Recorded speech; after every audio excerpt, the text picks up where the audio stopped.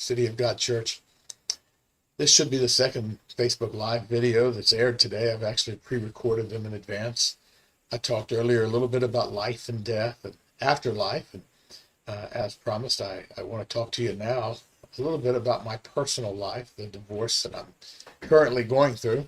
And if everything is going as planned, while I'm talking to you right now on this video, I'm actually in surgery. I've pre-recorded this and scheduled it to air while I'm in surgery today for lung cancer. So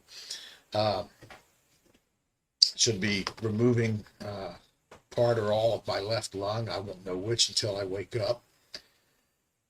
But as some people know, I've been wrapped up in a nasty, ugly divorce for the past several months since my wife Debra left on March the 19th. And I shared a little bit of our story a couple of months ago, and I want to share a little more of it today, and a little more about where we are with those of you who are interested. Now, there may be a lot of people, I've heard from a lot of people that think this stuff didn't belong on Facebook, didn't belong in social media. And, I disagree, and I've prayed a great deal about it. And I believe that the Lord also disagrees with you. Some people wrote, some people called, some people sent me private messages last month or a month before, whenever it was that I posted these things. And some of those people were very, very thankful at me for being bold enough and transparent enough to share these things. Some folks that were close to me said, gee, I never knew. But I could sure see those tendencies. Some people that were really close to us said, wow, I always knew that. I mean, and then there were some people that were just offended. And the funny thing is, the people that were offended, the people that had most of the negative stuff to say, were people that don't know me at all. People that don't know us at all, don't know. People who are caught up in their own self-importance and their own politically correct world, where we only tell the truth if it doesn't offend anyone, where everything has to be just politically right and proper. But I don't find that in the Bible. I had one person write me and say, did Jesus argue to defend himself before the Pharisees and the Sadducees and all these folks? Did Jesus dispute with people? He didn't open his mouth. And I wrote back and said, well, of course he did. He didn't open his mouth before Pilate there at the end to fulfill scripture, but you'll find him often disputing with people. Why he disputed, he went back and upbraided in Matthew chapter 11, he upbraided the cities that refused to repent at his preaching, saying, you're exalted up to heaven, but you're going to be thrust down to hell. He told the lawyers of the doctrine, he said, you compass heaven and earth to make one proselyte, and when he's found, you make him twice the child of hell as yourselves. He said, yeah, if I had the key of knowledge, and not only did you not enter in, but you hindered those that were entering. Why Jesus criticized the sinners, he criticized the hypocrites, the Pharisees, the ultra-religious, and all that out of love, my friends. Criticism, rebuke, exhortation, reproving, it doesn't have to be done in hate or unforgiveness or anger. The truth matters. And anyone who claims to be righteous and won't stand up and tell the truth has something wrong with them. Well, anyway, that's for another video.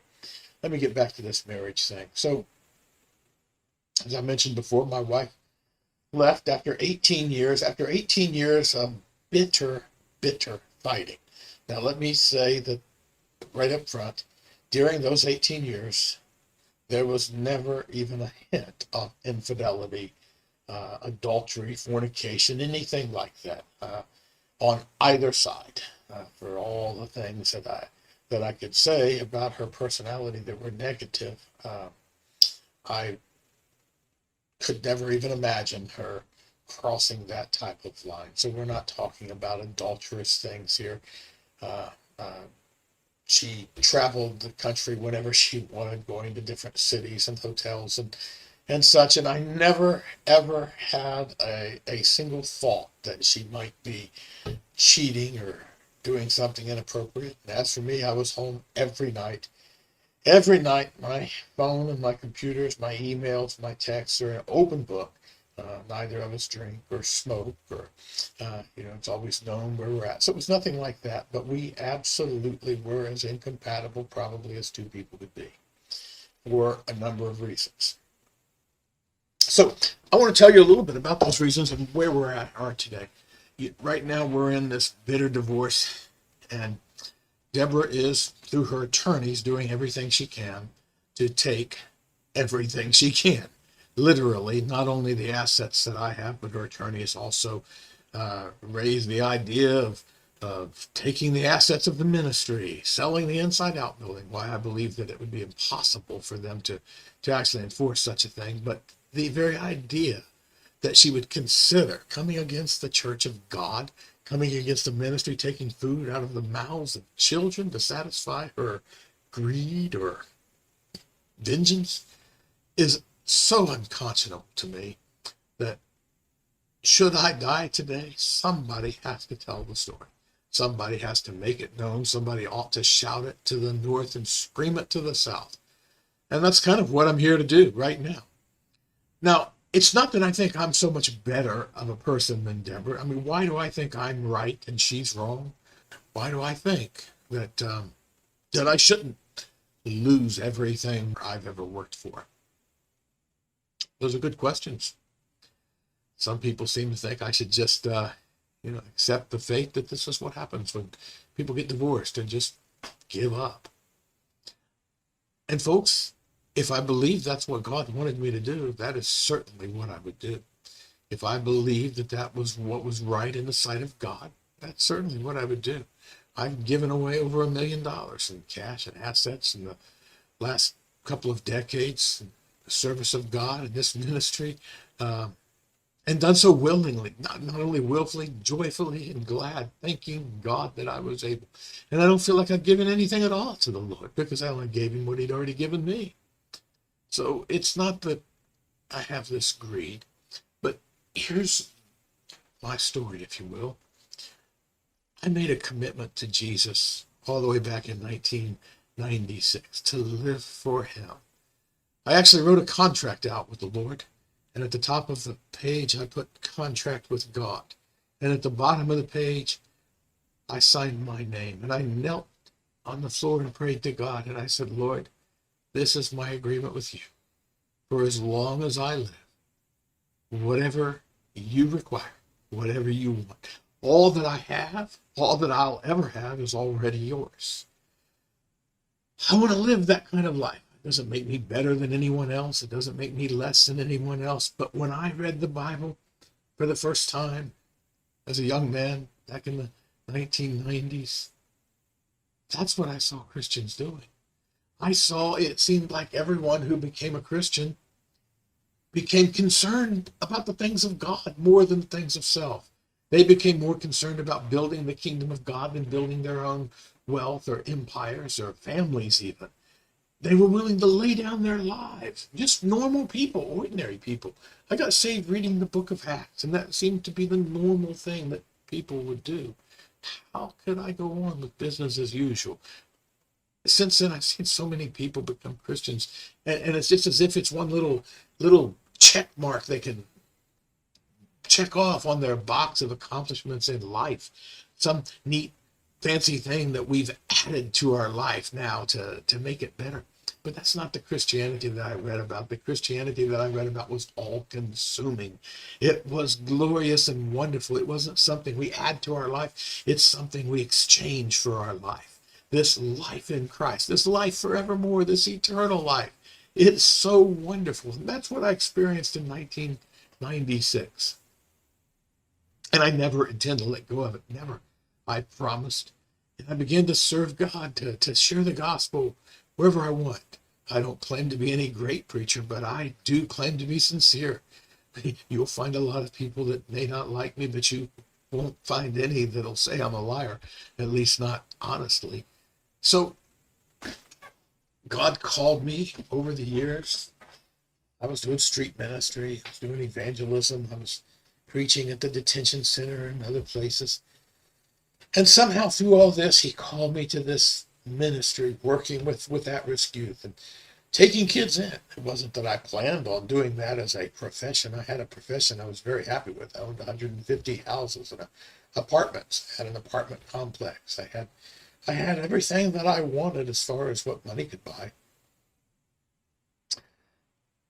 But I began to take in kids. I took in several teenage boys, took in some young adults, shared my life, my home, my knowledge, my mentoring, whatever it was that I had. Above all, shared the gospel, discipleship, and life was great. And as time went on, it seemed like it would be nice to have a wife. I actually dated one woman for a couple of years, right before I started taking kids in. A lady named Jamie. Jamie was probably, Jamie and I dated, I think, for something like 2 years. Everyone knew that we were going to get married. It just seemed so right. We never had an argument during that whole 2 years, not one argument. If we had a disagreement, it was so minor it couldn't have been called an argument. It was always resolved. Then a situation happened, and I had we'd often talked about, and I had shared with her that I believed that God had called me to take in kids, not only have kids of my own, but to take in kids that weren't my own. I'd always known that, and we talked about it a number of times, but when the day came to finally do it, I was so excited to tell her I had agreed to take in this 13-year-old kid, and I thought her chin was going to hit the table. It was all different, and that was when she began to realize that wasn't the life that God called her to. And after a couple of months, I remember at a dinner one day when she told me, she said, I know that God has called you to this, and I know that he's using you, and wonderful things are happening, and people's lives are being changed, and I wouldn't want to interfere with that for anything in the world. But that's not what God called me to. And there's a different life for me. We broke up then. We shed a few tears. We went our separate ways. And the reason I'm telling you this story now is because I told Debra that story the very day I met her. She was asking personal questions. We weren't dating or anything, but she asked about, if I had past relationships, and I shared that story with her. And I'll always respect Jamie. I have tremendous respect with her because she was honest. God doesn't require you to do what you're not called to do. God puts something in us. And like Paul said, woe is me if I preach not the gospel. He couldn't not do what he was called to do. I can't do anything other than what God has called me to do. I can't be any person other than what God called me to be. And if I try, I'd be an utter failure. I'd be a fraud. I'd be one of the hypocrites that I criticize. It just can't happen. And too many people in this life, especially here in America, in our selfie churches of today, are willing to do that. We're willing to try to fit in with the Joneses, to look like the Smiths, to compromise what God called us to be. Folks, it shouldn't be that way. So Debra knew that. She knew that I had absolutely walked away from that. And she pretended for the first few months that I knew her to be everything that God had called me to be. She pretended to love the kids that I had taken in. She pretended to love the ministry that I was working in. She pretended to be everything that I was attracted to. She was absolutely selfless, never demanding attention, never demanding to be put above and beyond everyone else. She was so happy to be part of the ministry with me. What I didn't know and didn't find out until after we were married was that one of the reasons she did that was because she had decided the day before she met me, as she looked at a picture at my mother's house, she met my mother before me, she decided that I was going to be her husband. She said God told her that's your husband. So everything she did was to lure me, if you will. And then I proposed, to be honest with you. Um, I mean, I was just delighted at the idea. I had 4 teenage boys living with me. I was trying to run a full-time business. I was building a ministry. I was serving in the church. Uh, I was stretched so thin, and the idea of having a mother for the children and a helpmate in the ministry and a life companion was so wonderful. It was just an, a wonderful, wonderful idea. It seemed like heaven. It seemed like a completion. It it was wonderful, to be honest with you. Uh, I had great expectancy. My motives were as pure could possibly be. And I was honest in every way. I was demonstrating the life that I intended to live. I was demonstrating the kind of person that I intended to be. And that's who I was then, who I intended to be, and that's who Deborah claimed that she wanted to be. Until about a month before we got married. About a month before we got married, after we'd been engaged, after we had sent out all the invitations, spent $25,000 for this upcoming wedding, and paid for the mandalay and the rings and all of that. She approached me and said, "Well, I don't want to have any kids in our lives the first year that we're married. We should get rid of the kids and we can start over." You know, as I look back on that moment, and I've looked back on it for all these years, I wish more than anything that I had quit right then. I wish more than anything. That was a warning from God. I can never blame God for the misfortune that's happened to me, because that was a warning. He showed me her true character. If a woman could say that, maybe that doesn't make her a bad person, but it does make her completely incompatible with me. I said, there's no way I can do this. 4 kids that live with me. I consider them my children. A couple of them call me dad. They depend on me, and they depend on you to come and to be a mother. They believe in you. I'm not going to throw them out on the street. My God. I couldn't even imagine something. This isn't a hobby. It's not a little project that we're doing so we can pat ourselves on the back. These are living, breathing human beings with hearts and souls. So I refused to do that, and she actually gave the ring back. She said she wouldn't marry me. I went and I prayed that night. I prayed. I said, God, am I doing what I'm supposed to do? I mean, this was terrible. Many tears, confusion. And God spoke to me that night, and he said these 2 words. He said, you stand. And so I did. And the next day she came and apologized and asked for the ring back. God is my witness. I'm telling this the truth. If there's someone watching this and you know Deborah, or maybe you're one of her relatives, maybe you're a relative of Deborah. You probably, if so, you probably don't have the courage to even watch this. You turn it off rather than hear the truth. Shame on you if you're doing that. Shame on you if you can't hear the truth. Because if you do, ask her. Ask her to her face. If you know her, ask her. Ask her which part of these things. So I've received some criticism for telling these stories. But please, ask her which word have I said that isn't true? That isn't 100% true. Anyway. So she asked for the ring back, and like a fool, I gave it back. We went forward. Another time, right before we got married, I had promised to buy some school clothes, help the kids buy some school clothes through a little work program. But the budget for everything that we had going was a little tight. And she approached me about that, and she said she didn't think I should do that. I couldn't afford it. And I said, I'm going to do this because I said I'm going to do it. She said, well, you can't even replace this roof on this house. And, there was a problem with the roof. And I said, I'm going to do what I said I'm going to do. I'm going to trust God to provide. But even if he doesn't, I'll do it if the roof falls in on our heads, because that's what we said. That's the kind of man that I promised to be before I got married. And that's the life that I lived after we got married. She looked at me and she said, this was before we got married, she said, well, I don't think I can marry you then, because I don't think that you'll put me first if I marry you. And as God is my witness, mind you, I'm saying this knowing that when it airs, I'll be in surgery having one of my lungs removed.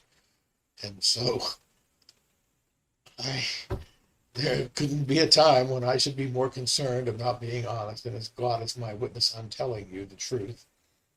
I said to her, if you marry me, you are absolutely right. I will not put you first because I do not put myself first.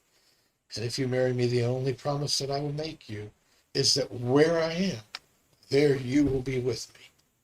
If I'm poor and naked and live in a ditch, you'll be poor and naked and living in that ditch with me.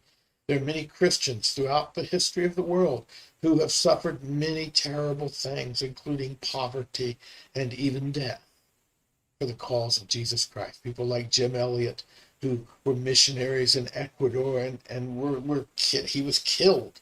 He and his companions by the very people they were trying to minister to, and his wife continued the ministry to those people after his death and eventually led them to Jesus. What I'm proposing isn't preposterous. Now, there may be some people watching it, and certainly in today's culture it's preposterous, but I don't care. I have a right to live this way for Jesus. I had every right, and I was so honest. I was so completely honest. I hid nothing from her.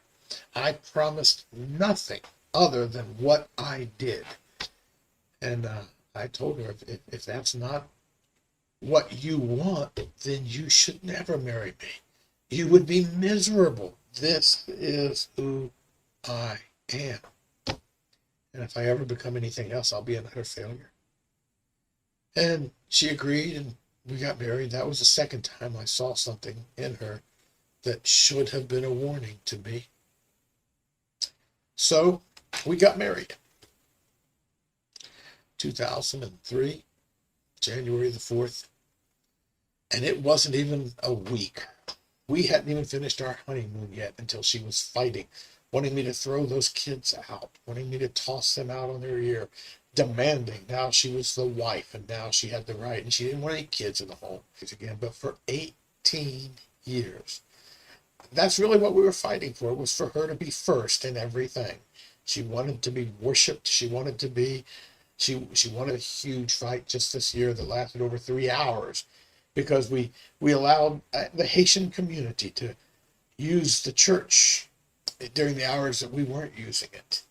And they put up some signs that they had handwritten and taped them up in their own language so that they could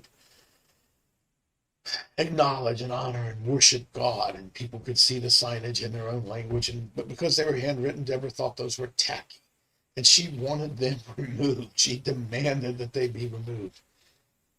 But I couldn't figure out how I would explain to Jesus what it was about those signs in their language that made them so offensive, while all of our stuff was not offensive. And they just weren't good enough because they weren't professionally printed. I was in India where I saw so many handwritten signs in churches where the people loved Jesus and they risked their lives in some places to be there. I know that glorified God. I couldn't imagine telling him to take it down. So that's the kind of marriage we had. Now, she has every right to be the kind of person that she wants to be and to have the kind of life that she wants to have. And so do I. And if she didn't want this kind of life, she should never have married me. So what makes me right and her wrong is one simple thing. I was honest. She lied. She claimed that she wanted the same thing. She promised to embrace this same life. We laid out the terms. And I believe that's so important. I believe a person ought to do what they say they're going to do. Not so that I can lay down the demands and get my way, but so that I can disclose, full disclosure, so that if she wanted to walk away, she could. And if she wasn't willing to, then she should have done the same thing. She should have said, no, I won't give in to this. You give in, or we can't be together. And each person has a right to make the decisions that they want concerning their lives. What makes her wrong and me right is I was honest. It's not that I'm better than her. The Lord will have to decide that. The way I've handled this matter is better. I know that because I know the God that I serve. And he could never be pleased with what she's doing and has been doing. There's another thing, though, that makes it very significant in this divorce. We signed a prenuptial agreement. I sat down with Debra before we got married and I said, look, one of the reasons I waited so long to get married in the first place, I was 38 years old. I'd never been married before. She'd been married before. And it's funny, my goodness, the way that she talked about this man, you would have thought he was the devil himself. And now that I see the way she talks about me, I wonder how much of what she said about him was true. I'm pretty sure there were two sides to that story. But that's another thing.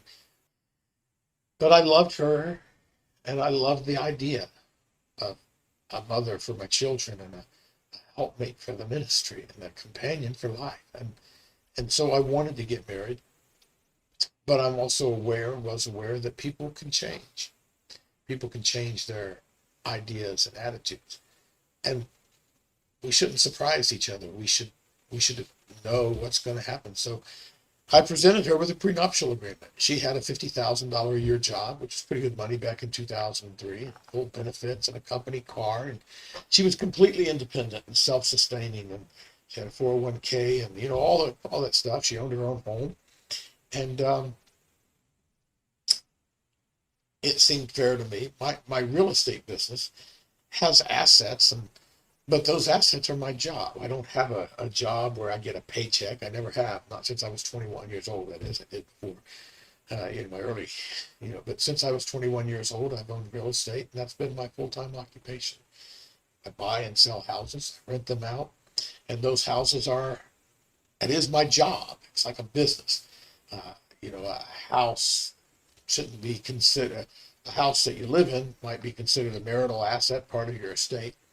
But houses that are inventory in a business are no different than groceries on a shelf of a guy that owns a grocery store. So I had a conversation with her, and when I first suggested that she sign a prenuptial agreement, I want to tell you she was livid. She was livid because she said, I'm a woman of God. I am a virtuous woman, and I would never, ever try to take your stuff. I'm insulted that you think that I want your stuff. I would never try to take anything of yours. And I said, well, everyone says that when they're in love about to get married, but no one says that when they're angry and mad and getting divorced. So as long as we're going to, and she said, we're getting married till death do us part. You shouldn't even be thinking about that. I know that, but people change, and sometimes people deceive each other. And I insisted that we sign a prenuptial agreement that said specifically that should we get divorced, we each leave with what we came into the marriage with. If we choose to own things jointly, then we'll own it in our name jointly after we're married.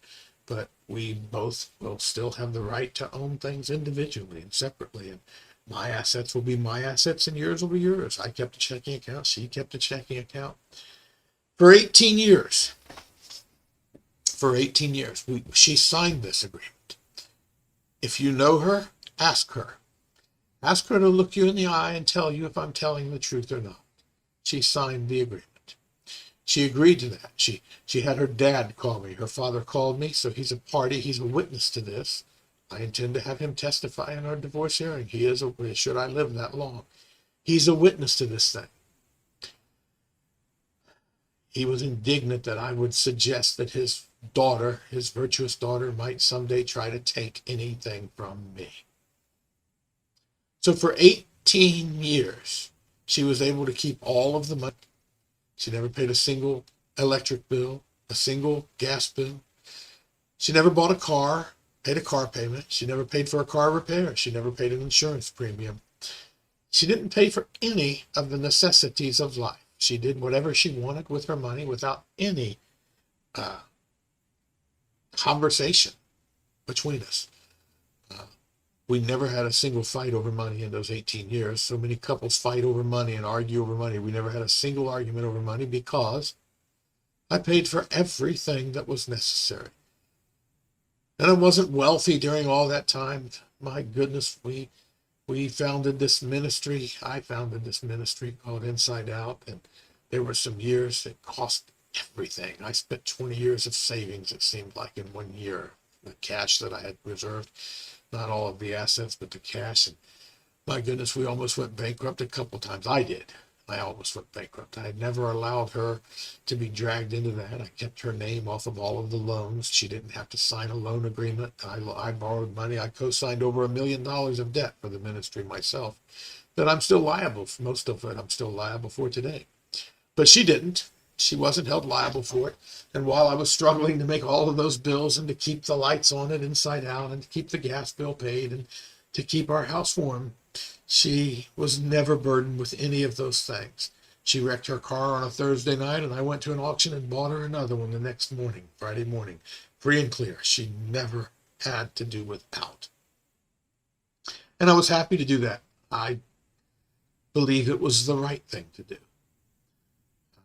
And it was what we agreed, mostly.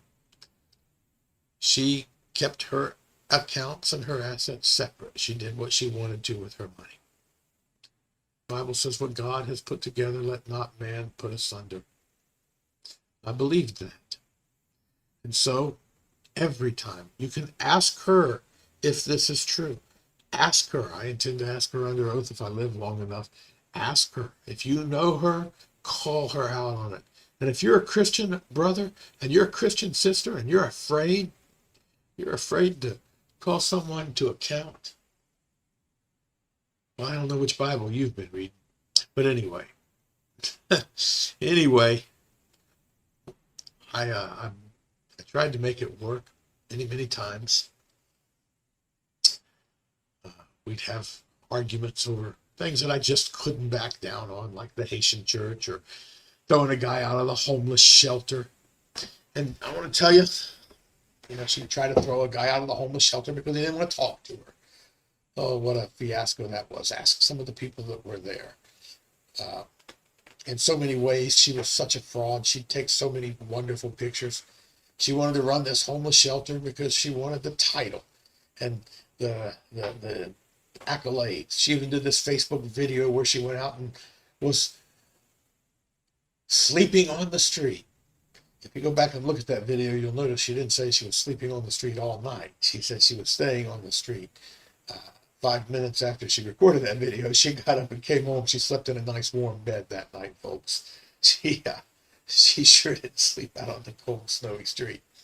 And in many ways, I guess it was a fraud. She would show up at the homeless shelter for 30 minutes in the morning at about 8 a.m. to be seen by the people having breakfast. And then she would go home and do whatever she did all day. And then she'd come back at about 4 so that she could be seen by the people serving dinner. And my gosh, if you were one of those folks, you'd have figured she'd been there all day cooking that meal. But it wasn't like that at all. Anyway, where was I? I was talking about all those threats to leave. I tried to keep that from happening. But in the back of my head, I also, for at least the last 5 years, had made a decision. The Bible also says that if the unbeliever departs, let her depart.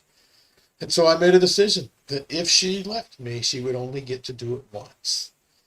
After 18 years of miserable bitterness, anger, wrath, I mean to tell you, anger, like I've forgotten what it's like I had forgotten what it's like to live in peace.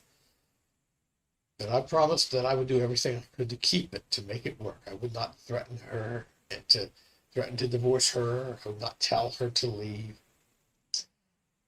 I would tell her not to. But if she ever did, that would be the end. If the unbeliever departs, let her depart. Those are the words. And so she left on March the 19th, and it was a Friday, and she didn't call or text. She went to the Marriott, by the way, not to a homeless shelter. She didn't call or text for Friday, Saturday, Sunday. Monday morning, I got up and called an attorney and scheduled an appointment. And on Tuesday, I filed for divorce. I don't regret that decision. I prayed about it all weekend. I've prayed about it many times since. In fact, now as I'm facing the possibility, if not probability, of death in the near future, I am absolutely sure that it was the right thing to do. The idea of leaving such a self-serving, self-centered, selfish woman in charge of this ministry, the entire ministry would have crumbled the day after I died, should she have still been part of it. I am absolutely certain of that. God told Hezekiah to get his affairs in order. And instead of getting his affairs in order, he began crying out for more time.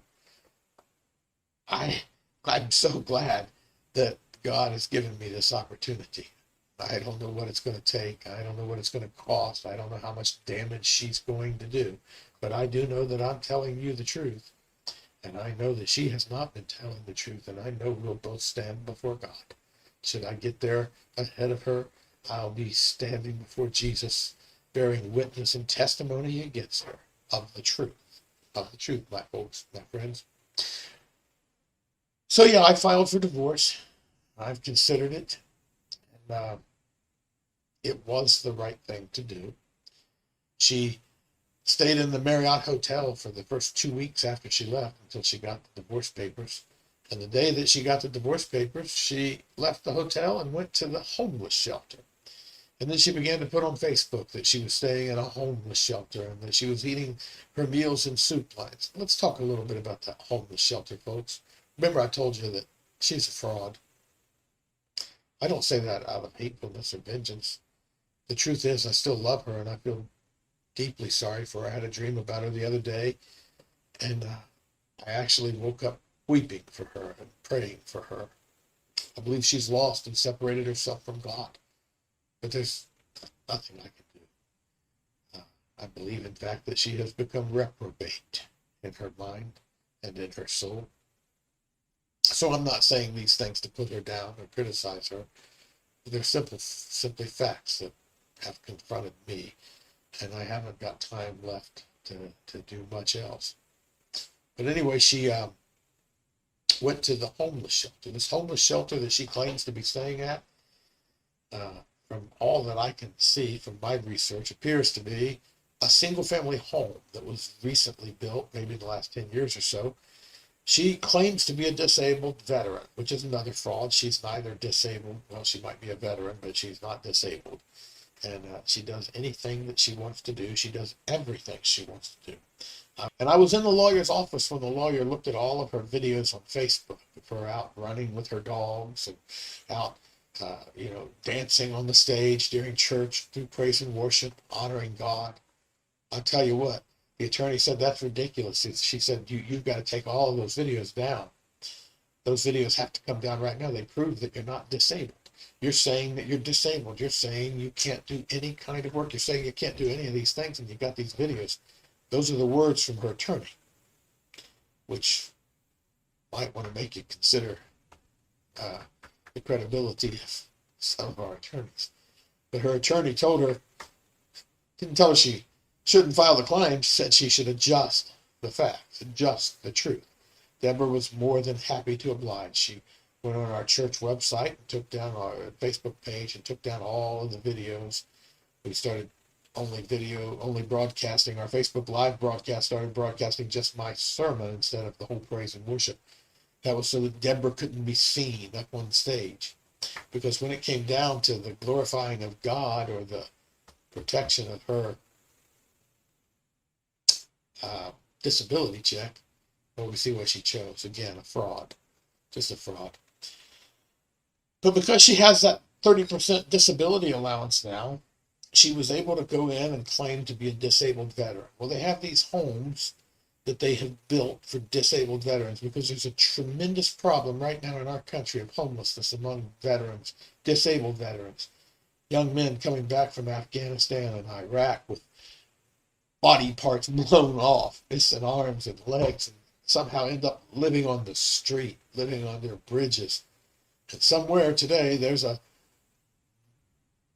veteran from Afghanistan missing a leg, living under a bridge because Debra's staying in his nice, cushy little single family house that was built to take care of people like him, not fraudulent women that don't want to do what's right. That woman has $100,000 in her IRA. I posted a copy of the statement.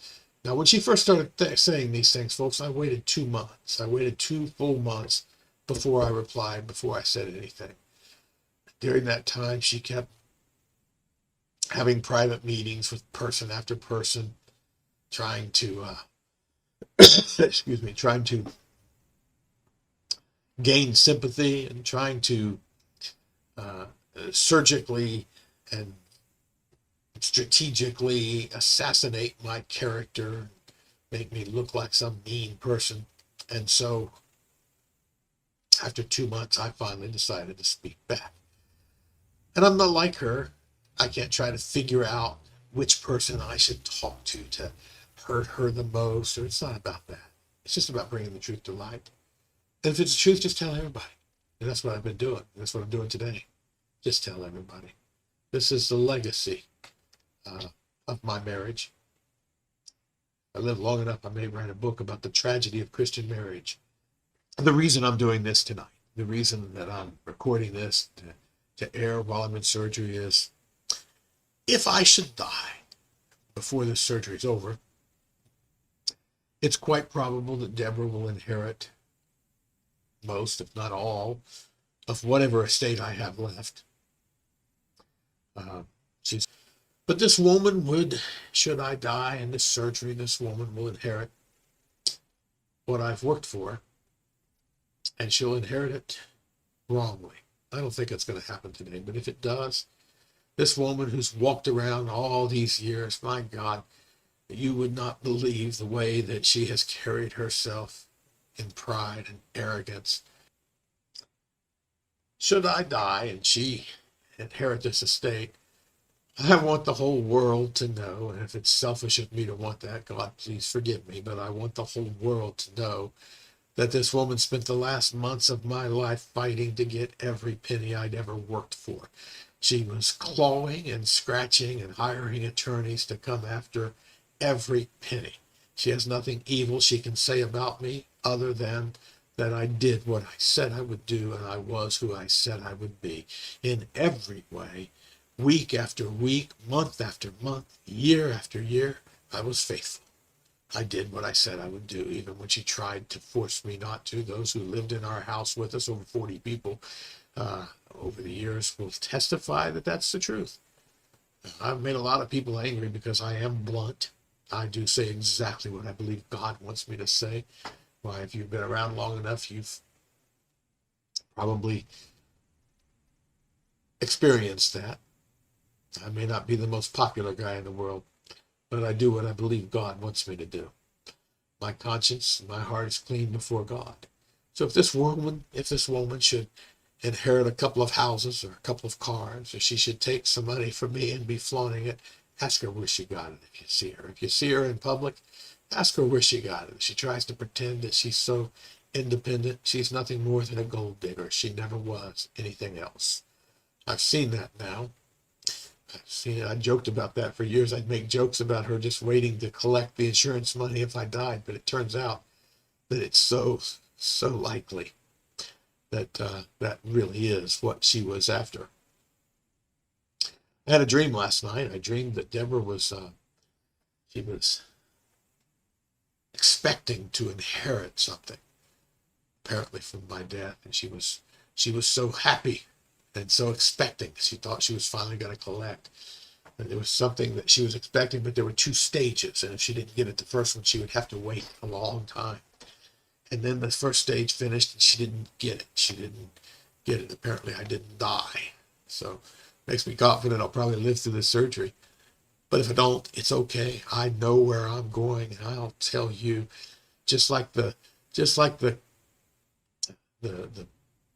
wealth of Naaman that Gehazi took after Elisha had told him not to.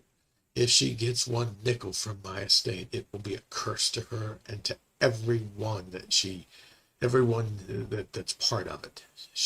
I promise you, and the Lord has shown me, it will be a curse. Deborah, if you're watching this, and I hope someone loves you enough to convince you to watch it, if you take one nickel from my estate, it will be a curse to you. Everything you take from me, you were a fraud, and there's nothing you can take from me that God won't hold you accountable for. There's nothing you can take, whether I live or whether I die.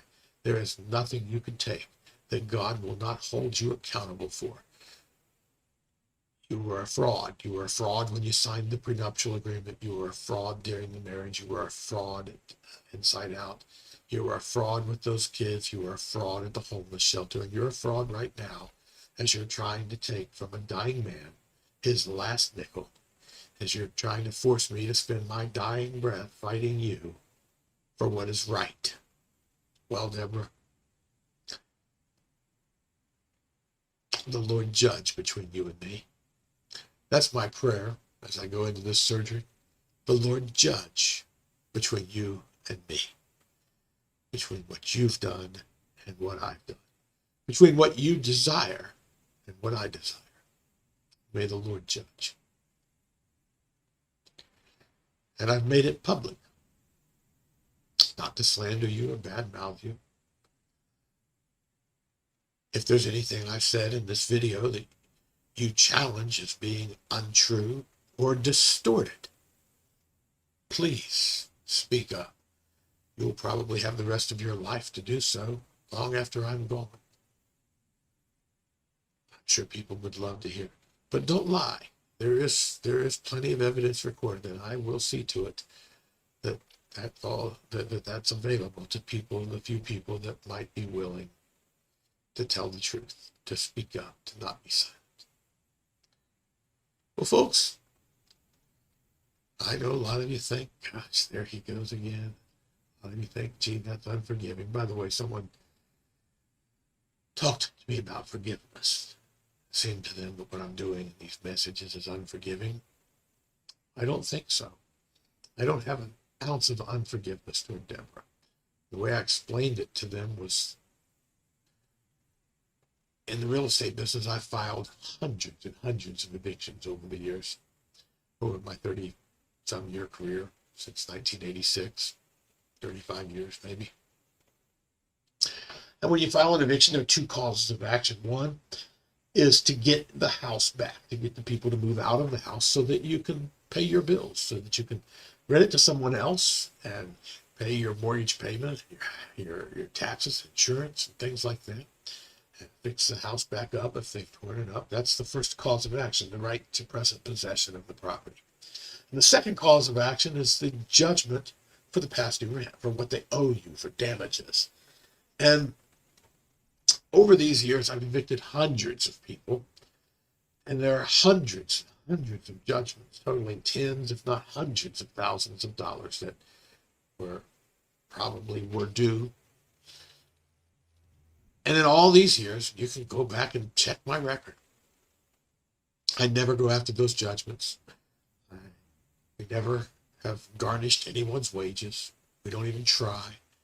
We don't hire collection agencies. I have no problem with forgiveness. I have no problem. We will file the eviction. We will defend what we have to in order to use the properties the way that God called us to. That's what we have to do. But once a person is willing to walk away, it's over. We're not chasing them down, trying to collect their money. We forgive. We let it go. I've forgiven all those judgments. All those judgments. Haven't tried to collect one in 30 years. Don't intend to collect any tomorrow. That's what forgiveness looks like.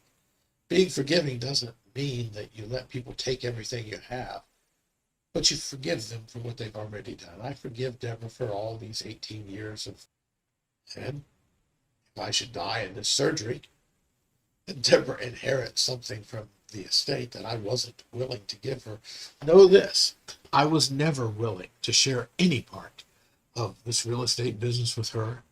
If she wasn't my wife, I was never willing. I made that clear from the day that I knew her. I made it clear in writing. We clarified that in conversation. It was always known. If she gets anything, it's through deceit, it's through fraud, and it's through evil. And I can't believe that the God that we serve would be okay with that. I can't believe. I can't believe that she'll get on a witness stand and slander herself by saying anything other than that that's true. And I can't believe that her parents would slander themselves. We'll find out. Well, folks, I hope to see you again. Hopefully I'll be back in church here in a couple of weeks preaching. But if not, I'll tell you the truth. I'm not worried one bit. Not one bit. I have thought about it, and I am excited about what lies ahead. I'm excited about what lies ahead here in this life. I'm excited about what lies ahead in the next life. I know that the heavenly side has to be 1,000 times more exciting and better and gloriouser than here. And there's plenty to do there. I'm not fretting in any way. The Lord wants me to stay here. I think that there's plenty of work to do. I don't feel like the mission is accomplished yet. But if it is, then I wouldn't want to stay one more day. So I'm not worried about that. And if you're praying for me, if you're watching this, and you decide to pray for me, and you want to pray for what I would ask you to pray for, I am far more concerned with making sure that my affairs are in order, making sure that this divorce is final before I leave this earth, making sure that the things that God has given me to use for his glory continue to be used for his glory and not for the self-will of some Jezebel woman. Pray for that, my friends. Pray for that. Pray that God would look upon these things and judge according to his righteousness. If you don't know whether to believe my side or her side, pray that God would look upon these things and judge according to his righteousness. Well, I love you. God bless. That's all for tonight. Today.